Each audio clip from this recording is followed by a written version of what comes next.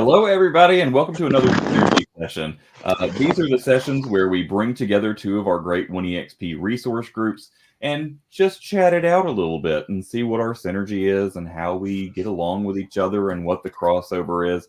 I'm your Senior Manager of Diversity, Equity, and Inclusion, Cody Gilkeson, as always, your host of these Synergy sessions, and I'm thrilled to have with me today two great influencers from the Black EXP Network, Monique Harps and Rachel Allen, and as well as the brand newly minted, not so brand new now, maybe a month or two old now, but new co-chairs of the Healthy Mind Collective, Nicole, Theodore, and Nikki, Frazier.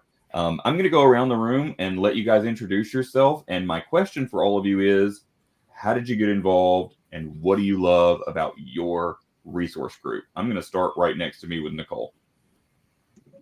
All right. Yeah, the Healthy Mind Collective really drew me. I think I've just been kind of wanting to be involved with a lot of the groups that EXP's provided because I just think it's such an amazing thing. Started off with the Pride Network and kind of just got connected with the Healthy Mind Collective just due to my research on exactly that, trying to have a healthy mind. So it was just something that I've gravitated towards all my life. So it just seemed natural. That's fantastic. I love that. Nikki? For me, it's more, I guess, personal. I have a lot of family members that have some mental health issues and different diagnoses, as well as my own journey trying to get diagnosed for things and working really with, mindfulness and meditation and things like that. So it was just kind of something that I've been drawn towards. And I thought this would be a good way to kind of start giving back that information that I've learned.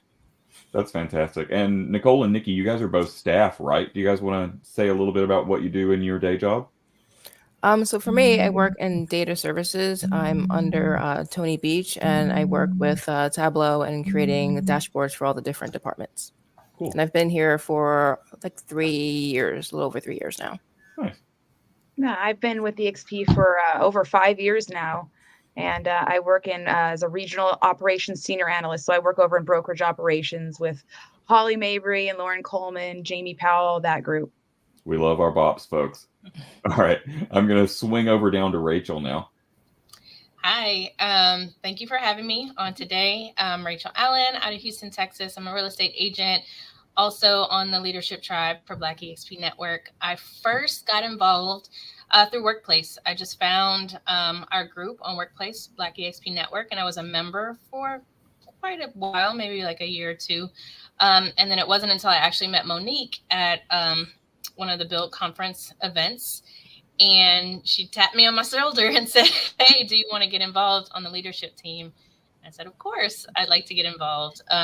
My passion really has a lot to do with helping others, and especially those that look like me, in our community, because our experiences, of course, are different. We have different kinds of connections, different traditions, and it just gives a sense of community. And I'm passionate about just helping others from an education standpoint, mentoring. And so it was a good fit, and it's been going well so far. I love that. We'll swing over to Monique now. Hey, I'm Monique Harps from Norfolk, Virginia, and I think I got involved because my friend told me that she participated in the Agent Accelerator program that they had, and so I think that's how I got connected to the group so that I could participate when it happened again. So I did that, and then it's probably like 2 or 3 years later, that same friend had some other friends that was like, "Hey, we should start a chapter of Black EXP in our area." So that's when we got connected with Melanie. And then that's how I ended up on the leadership team. That's awesome. I love that. So Melanie's so good at finding those organic leaders, right? When somebody steps up and says, "Hey, I want to do something with Black EXP Network," she's like, "Great, yes." That's great. So I want to ask, I'm going to go back around the other way, and we'll start with Monique on this one. What do you think that a new agent or a new staff member coming into EXP really has to gain from B.E.N? Well, I think on a bigger level, I think they have a lot to gain from being in one of the 1EXP organizations or any of them that apply to them. Because I think with real estate, it is a lonely world out there, but these organizations give us something that we already connect with and make us feel part of something. So then when there's a barrier that is no longer, it's erased when they come in there, and it's a higher level of comfort that they can have in asking their questions and getting help. And just the size of our organization, I think we're at 4,000 plus right now. If you ask a question, I don't know that it matters what hour you ask it, you're going to get answers. That's a really good point. You're going to get probably more than you're going to end up with more questions than you came with. And so true. And with B.E.N, we do have the agent accelerator that people can plug into, which I think is great. Yeah, I love the Agent Accelerator Academy. It's kind of the blueprint for a great marquee thing for a resource group, in my opinion. And the thing I love the most about the Agent Accelerator Academy, for those that aren't familiar, it's one of the biggest straight to icon paths you can take at EXP, period, is B.E.N's Agent Accelerator Academy. And the great thing about it is it's not the same teachers every year. It does not get stale. If you graduate from the Agent Accelerator Academy, part of the sort of contract that you're signing there, it's not a physical contract, but the understanding is that you're going to come back next year and teach the next class. So the knowledge continues to be passed down in this great oral tradition, which also is really indicative of the Black experience, right? So I think that B.E.N's Agent Accelerator Academy is just the blueprint for how we're excelling at EXP in getting to the next rung of the ladder and putting our hand down to help somebody else up behind us. I love that. What about you, Rachel? I really think that, the Black EXP Network, B.E.N, we really have the opportunity to just make those connections, all of what Monique said. But, what are the things that I get out of it, or being connected, especially, or not necessarily me, but for newer agents, EXP, we're virtual, right? And so there's no office that you can go into. I mean, yes, there are some associated offices, but for any agent that's coming in and doesn't have like a natural connection for someone that brought them on, it's a place that you can find a community where you have educational resources, referral opportunities, and just, a way to kind of get your questions answered. I think so many of these groups that we have through One EXP are just, it's a really great way to just connect with other people. Yeah, it's so true. And with any of the One EXP resource groups, you go in there, you ask a question, and somebody's always going to respond. And some groups have big memberships and less active communities, and some groups have small communities, but they're super active in answering questions. B.E.N is the great intersection of both, where there's thousands of people, all of them are active. You will have 30 different answers to your question, right? And what I would tell somebody is, if you're looking to for the answer to a question when you ask it in B.E.N, don't just take the answer, right? Make the connection, and the person who answered that question, add them to your Rolodex so you can ask them next time, right? Now you've made a friend. There you go. Now you've made a informal mentor, these sort of one-off mentorship relationships. We're really big in the real estate industry about having someone who is this person is written down and contractually they're my mentor, right? But mentorship that's really effective is more than that. It's that one question, one answer. That's what most of us get value from. So can I just add on that too? Yeah. Real quick. Sometimes it's not even that mentor-mentee relationship too. Like Monique and I constantly bounce ideas off of each other, as we work towards growing our teams. And so it's about masterminding too, like finding the best of the best and sharing ideas too. I love that. That's what we like to call it, One EXP, sort of finding your superpower, right? That's how you build your Avengers team, your Justice League, right? Is I found somebody that's good at this thing that I'm not. And now, we can sort of symbiotically grow together. That's not one person knows more than the other one. We're a team. Yeah, I love that. All right, Nikki, let's go over to you. What do you think people can gain from joining HMC?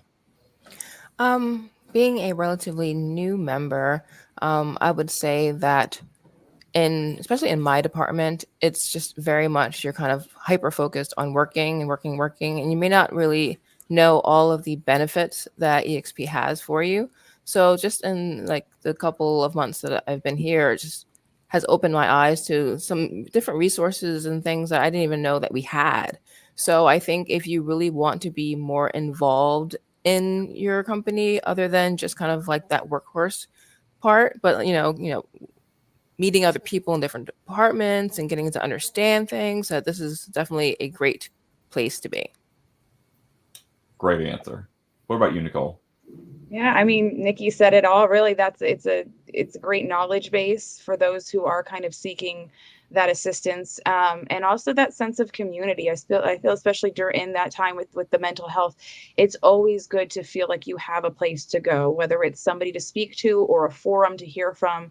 So that's what we can give you, and I think that's always something great to have. Yeah, I agree. And I think, I'm one of the co-founders of Healthy Mind Collective, and we really came at this looking at all the 1EXP groups. We said, what's the great thing that ties us all together, right? And we made a short list of the things that we were missing. One of them was climate, and one of them was stress, right? And burnout. I think every aspect of the real estate profession, whether you're sitting in my job, you're sitting in staff jobs, you're a real estate agent, you're the agent's assistant, every one of our jobs is stressful, right? This is a high stress job, and it's easy to get burnt out, right? So we really wanted Healthy Mind Collective to be that safe space where people could come and commiserate and give ideas and tactics to better themselves and preserve their sanity. And also, one of the big standout things that we preach at Healthy Mind Collective is not everything is just about sort of toxic positivity. Often people will tell you, like, don't worry, be happy, like kind of there's always a silver lining. Like sometimes stuff sucks, and we're here to embrace the suck. You know what I mean? You have to power through it, and it's part of a healthy mind. Build that embracing the sense suck. of community. That's it. That's part of it. You can't go through life with rose-colored glasses on. Sometimes things are hard, right? And I think a big part of Healthy Mind Collective is also the fact that of all of our 1EXP resource groups, every single one of them has a different journey with mental health, right? Which brings us to our next topic that we're going to talk about, which is the intersectionality between the Black community and the Healthy Mind Collective. So we're going to talk a little bit about, how the intersection of the Black experience and Black experiences and mental health advocacy contribute to the collective mission of both of our groups, right? So I want to let's crisscross applesauce and not start somewhere we did before, but I'm going to go straight to Rachel.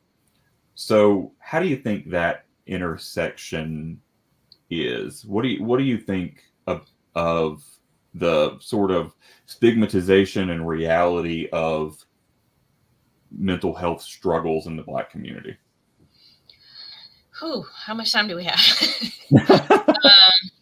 No, I think it's really important, especially when you add an additional layer of real estate entrepreneurship to the mix of what we do every day.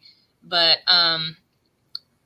we have to take care of ourselves. And, this could come from so many different layers, but, we put so much pressure on ourselves to be successful in business. And especially when you're branching out to be a real estate agent, sometimes you don't understand before you jump into it what all it takes, what all is required. And mindset and mental health, I think, is one of the most important things to understand before you kind of go down this path, because, you almost, you're entering to this thing that it gets hard.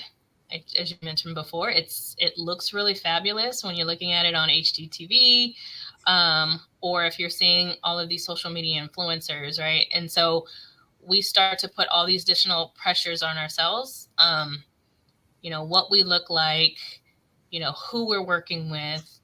And, I think those things are very important for us to keep in mind as we try to figure out how to navigate this space. Yeah,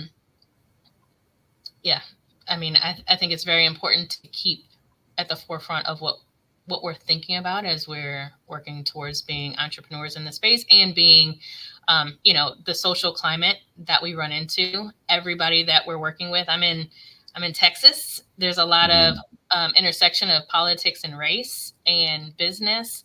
And so you have to be very careful about the things that you say and any kind of backlashes that you get and what that does to, who you are, what you can say, and what you think about yourself. So, I mean, yeah. I don't And know. that kind of like daily code switching so that you're giving an acceptable version of yourself is super exhausting. 100%. Right? Yeah.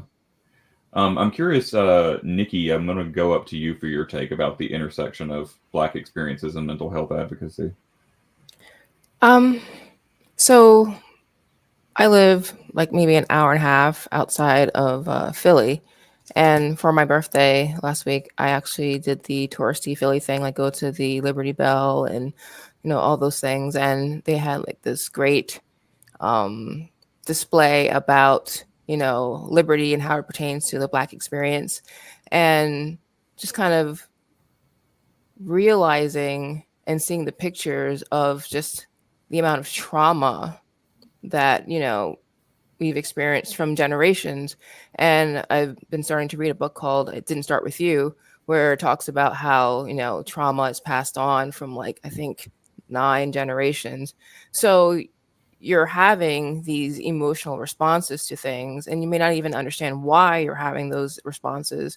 And because, we've been taught not to keep, seek help, but to keep that inside because it's a safety mechanism from, generations of trauma, that we find it super hard to get that help because we feel that it's a weakness. You know what I mean? Mm-hmm. So being able to connect the two, the Black experience with the mental health and getting information out there that it is okay, that you are safe, that, you need to know how to advocate for yourself, but not go to the doctor. You know what I mean? You're going to have to go through those battles of making sure you find the right resources for yourself, because the alternative is what we're having. And we don't want to continue to have like, high mortality rates and things like that because people are not going to the doctors until it's too late. Yeah. Right. Yeah, that's and I had some statistics, but I can't seem to find them today. But the statistics about the rate at which Black individuals, African American particularly individuals, seek mental health compared to the other races in the United States, and it's second to last, right? It's Asian Americans are the second least likely to seek mental health counseling, and Black folks are dead last, right? They're just less likely to go out and seek that kind of care. And a lot of that has to do with ineffective care and folks that don't understand you from a cultural level. And this speaks bigger than just the Black experience, but for any of your people who have, any sort of minority identity, if you're going out and seeking mental health help, it can feel like this is my one shot at this. If it doesn't work, then screw it, right? But we live in a country where you do have options. We're really grateful for that. So if you go, I go to mental health counseling. When I go and I'm trying out a new person because I've moved or whatever, if someone doesn't understand where I'm coming from as a gay man, it's not a good fit. We can cut it. Even if I've gone for 6 weeks and then they say something that strikes me as, oh, you really don't get it, we can go, right? You can go, you can find something else, even if it's more expensive, even if it's a farther drive, even if it's virtual as opposed to in office. You always have to keep that power to say no instead of going down a path from somebody that doesn't really understand you at a cultural level. I always tell the story. It was a 90-year-old white Jewish woman who finally was the first counselor who got me, right? We couldn't be more different, but she was compassionate and had done her research and understood, you know, in a way that other professionals, and the one that I was going to before her was a gay white man, relatively my same age, came from my same background. He did not get me in the least, right? So you never know. You got to keep that power, though. Let's go down to Monique. What's your take on this piece? I mean, I think mental health is important. But I also think that in 2024, when it is such a trending topic that to talk about, that people are more exposed. And there's just so many more resources that are available at all levels, right? Whether it's now, some of these people may not be the right people to be following, Yeah. But if you think about having Google at our fingertips, you know, like you can start to get help at a low level, you know, all the way to online counseling, or even just openly talking about it with others. But then also thinking about being in the Black community, like it's not one community, right? These people are all from different kinds of communities. Because like in my experience, I've talked to agents, not necessarily at EXP, but in my local market, and they're talking about these Black agents, and they're talking about things in a way that I'm like, I don't understand. Like you were saying, like, I don't get them, right? So clearly I come from a different Black community. And so I think there probably is, like, you know, there are people who are from communities who are very accepting of it because they've been exposed. And then there's those who on the opposite spectrum who have rarely been exposed except for maybe a TikTok video or reel. And so they just, you know, just encouraging the navigation of it. And so I think, you know, just having the conversation about mental health, and it goes well with mindset, right? So as long as those both are going together, you know, I think we can expect a lot of growth in all communities. Yeah, it's a really good point. I also point out that I'm not suggesting that everybody should go and seek mental health counseling. It's not for everybody. For some people, you know, it really works to have a trusted friend or family member that you can be open and honest with. And that is all you need, right? Sometimes it's learning how to take the time for yourself with that big M word that we're all afraid of, meditation. But meditation, I struggled with meditation for a long time because I had this concept in my head where this guy is sitting cross-legged with his fingers out like this. What's happening in my head is I have to empty it, right? And that's not possible for me. I have ADHD, right? There is no quiet in my head. But embracing sticking to one train of thought is enough. That's meditation, right? Normally, I'm a person who has little voices in my head telling me, like, do this, do that, do this, do that. Maybe just focus on one of them and finish out that conversation, and then they'll shut the hell up. But it's different for everybody. And not mental health counseling isn't the answer every time. Right? We'll circle back up to Nicole to finish out this topic. I just, as far as it comes from me, I just think hearing different perspectives of everybody's healthy mind journey is invaluable. So I think that right there is just what will help, is just getting any and everybody in there so that we can all understand each individual. It's always going to be exclusive, you know, regardless of whether you are part of the Black community or you are a woman, or it does not matter. You will find those ways to connect, but there will also be that exclusive journey that's just yours and yours alone. So the more we are able to share that, the more that we'll be able to understand. And same with the outside world. That's great. That's great. So now I want to move to the next few questions we have written down kind of blend together. So I'm going to blend them together and we're just going to ask one question. How do we make sure that when we're talking about mental health, that we are being inclusive and speaking sensitively, culturally to the Black community? We'll start back with Nicole. I really honestly just the way that we discussed it, having their experiences, individuals in leadership of different cultures and backgrounds, especially right now when we're discussing Ben, having these discussions outwardly. There's a lot of things that we can do that we're doing now that can get that voice out there. So I think we're on a good path, and there's a lot more things that we can do. It's true. It's right. And, I would echo what you were saying in your answer to the last question. And it's sort of, if you don't know how to appropriately address someone of a different culture, then talk to somebody, learn about their experience, right? It's not going to give you the whole picture. Knowing one Black person's mental health journey is not going to give you the full gamut of the Black experience with mental health, right? But it does help. Gives you a peek. Right? The more people you talk to, the more inclusive you can be. You have to expand your circle. I think that's a big piece of this. I want to go back down to Monique for this one.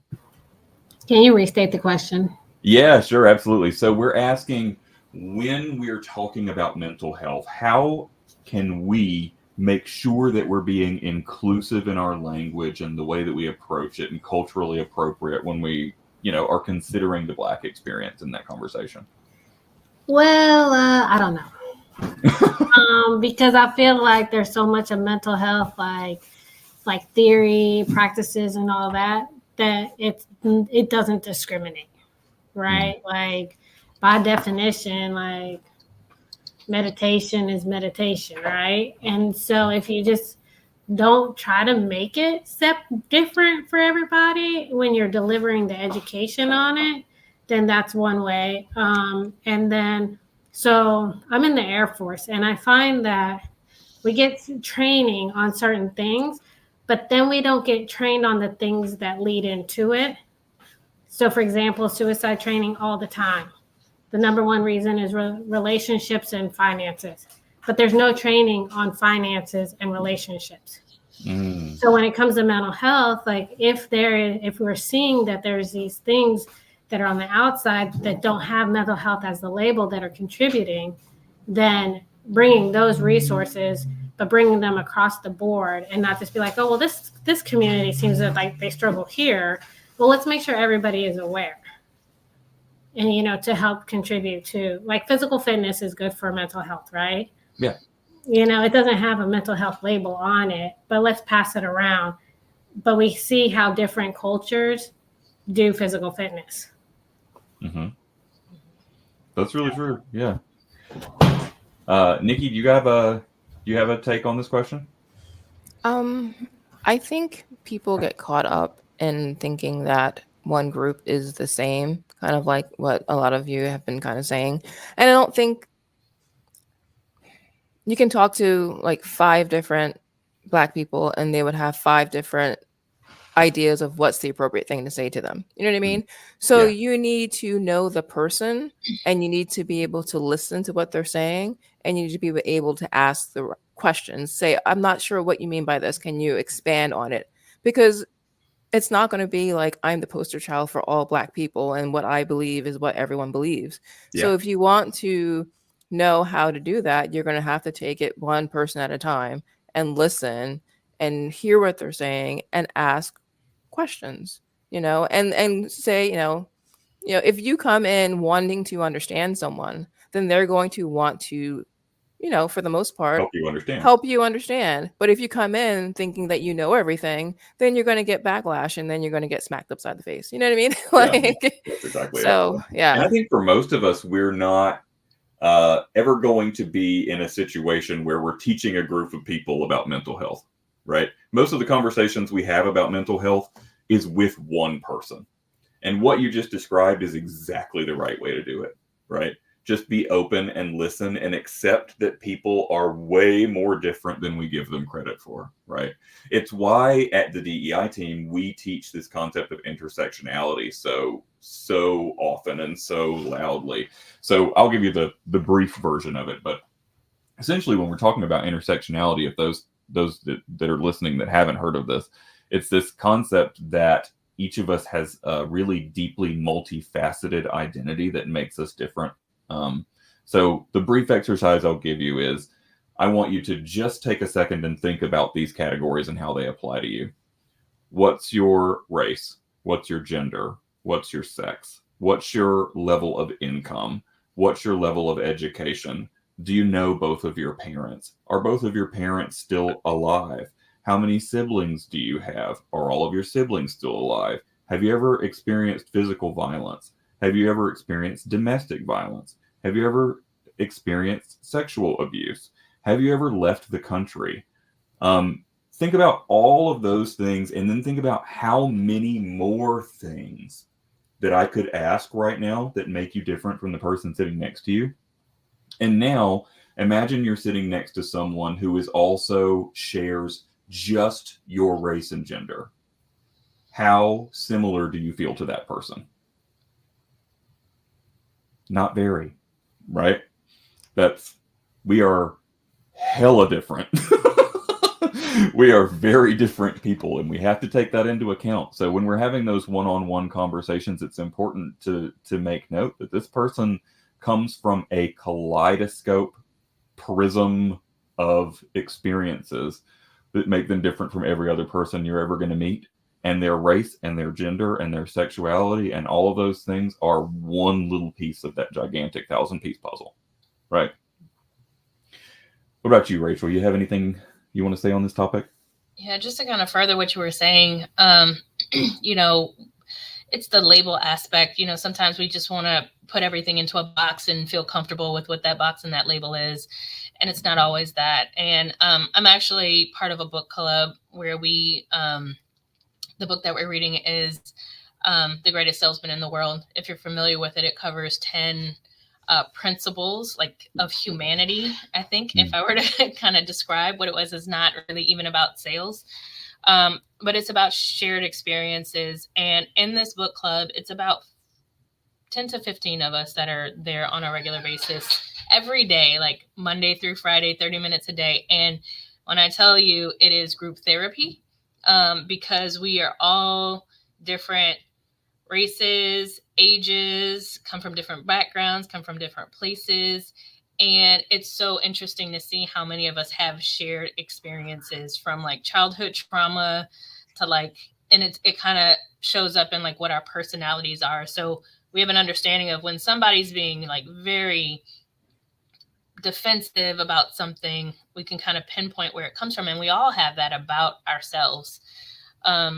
But of course, like you start to layer these things that are, you know, being from a particular community, like the Black experience, whether you've personally experienced it or you've heard about it or you know someone who has experienced it, which is going to be very common when you're in the same community, it starts to put these different filters on like what you believe, what you see, how you, again, label and define yourself and who you are and what you value. And it makes a big difference. But I think mental health, you know, it's so many things wrapped up in one, and it's not just seeking therapy. It's just having time to yourself, thinking about you, who you are, what you want. And I don't think we do that enough. That's a great answer. You guys are killing this. This conversation is so thought-provoking. I love this. This is one of the best synergy sessions we've ever done. Thank you guys all for coming today. I want to talk. Yeah, right. This is therapy here. Hey, let's talk specifically about every year in May we talk about Minority Mental Health Month, and one of the resounding topics that we always have to discuss because it comes up so often is particularly the stigma. We said we were going to talk about this earlier, and now we're going to dig into it. What can we do to combat the mental health stigma in the Black community? Anybody want to take first dibs on this one? Go for it.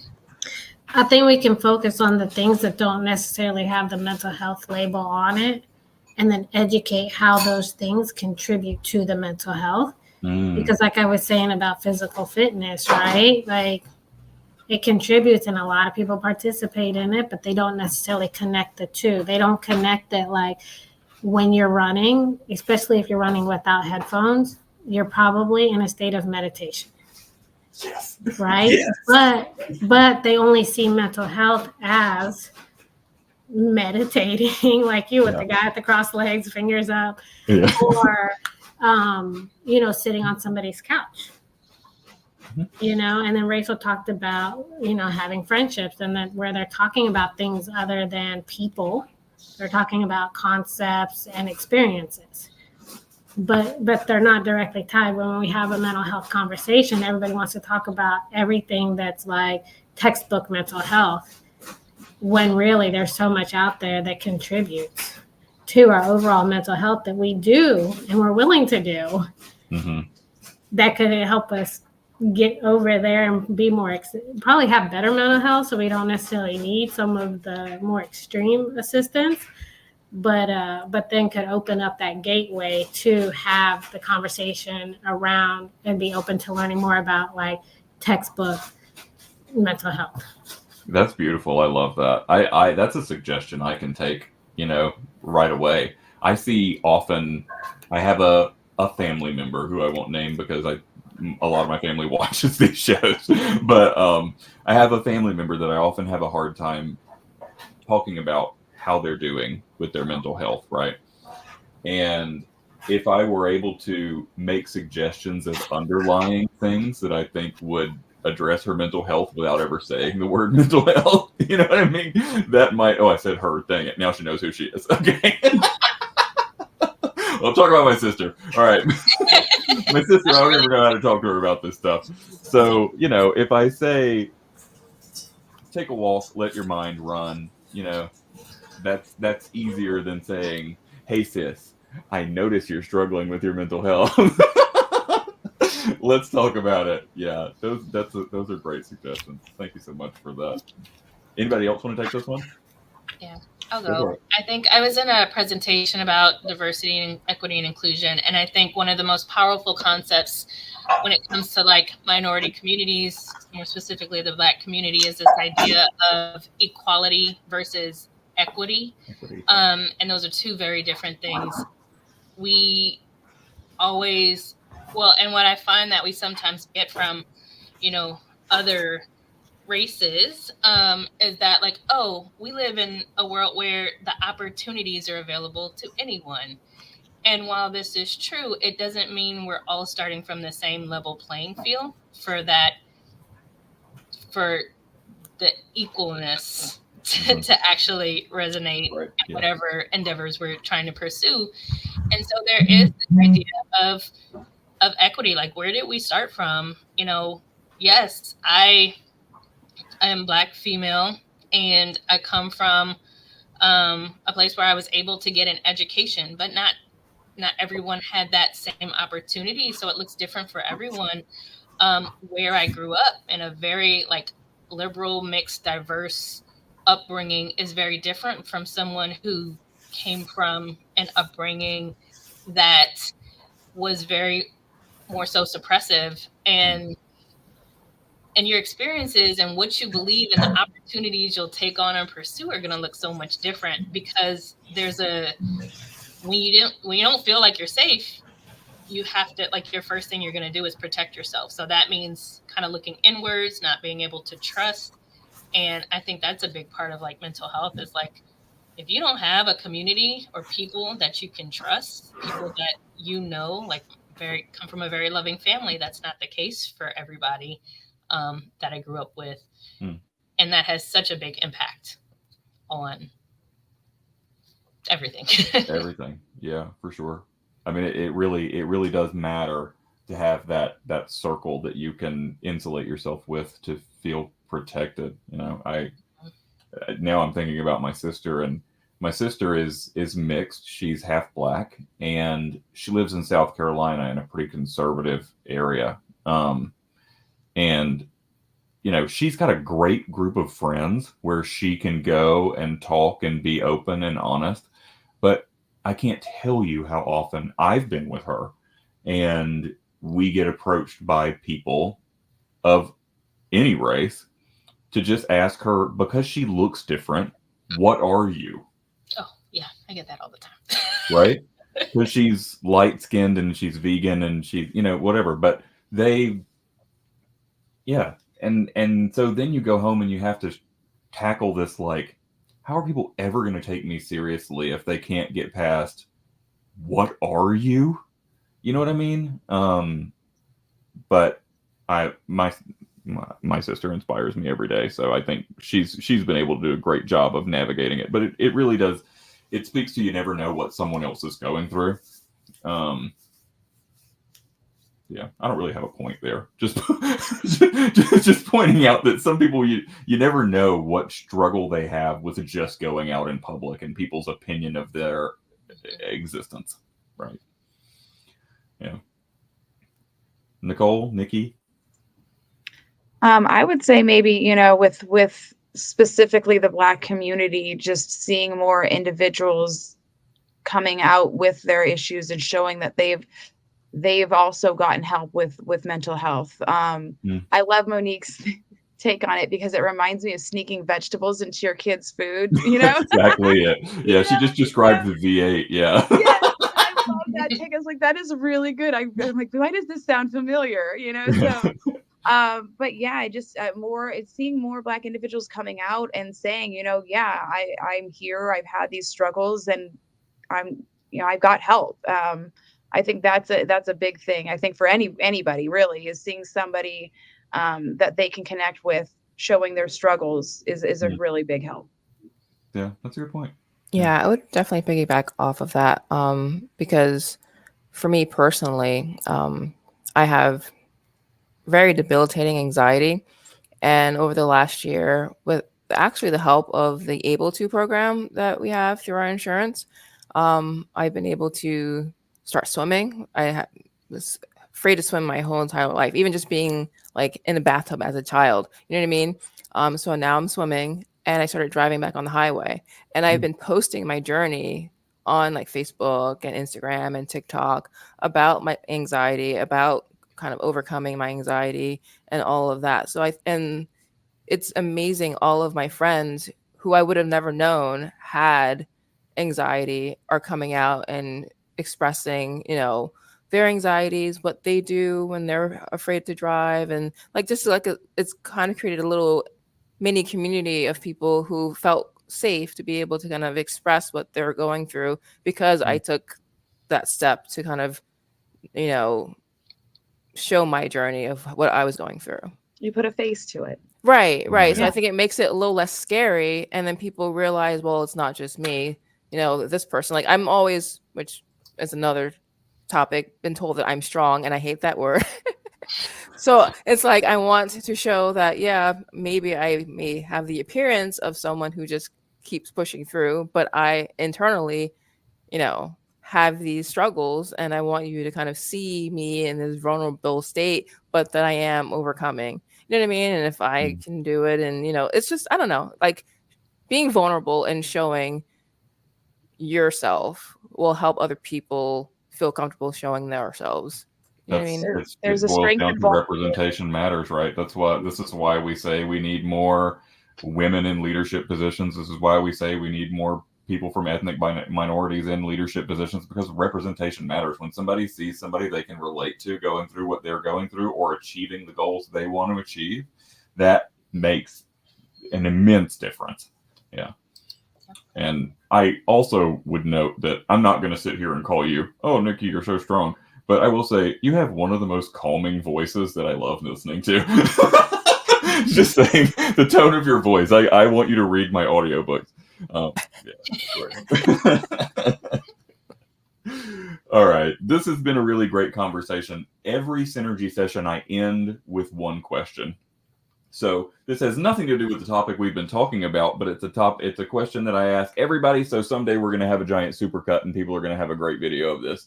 But what advice would you give to someone starting their career journey, either as an agent or a staff member at EXP today? Let's start with Rachel. I was going to get that one first. Okay. So many options, but I think ultimately in light of this conversation, it's like get involved, get connected, find people, find your tribe, find your community, because there's so many of us here.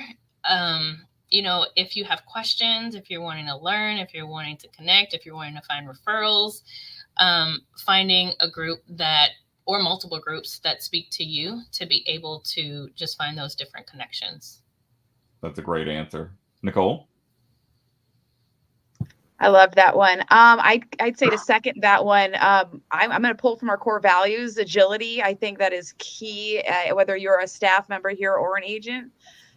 Just be willing to pivot and flex. This is, it's the name of the game. So that would be my number one piece of advice.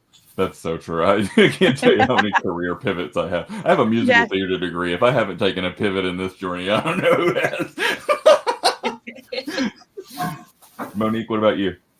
I would say specifically if they're an agent starting at EXP is to get to know that the company where they hang their license, because I talked to somebody who's pretty influential and I was like, hey, do you want to be a presenter for the Black EXP? She's like, I didn't even know we had one.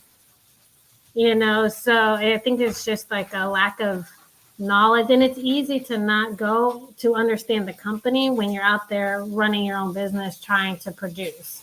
Mm-hmm. And then if they're new agent altogether, just find one path and follow it to success, because there's a lot of shiny objects out there. Did I mention I have ADHD? I know about shiny objects.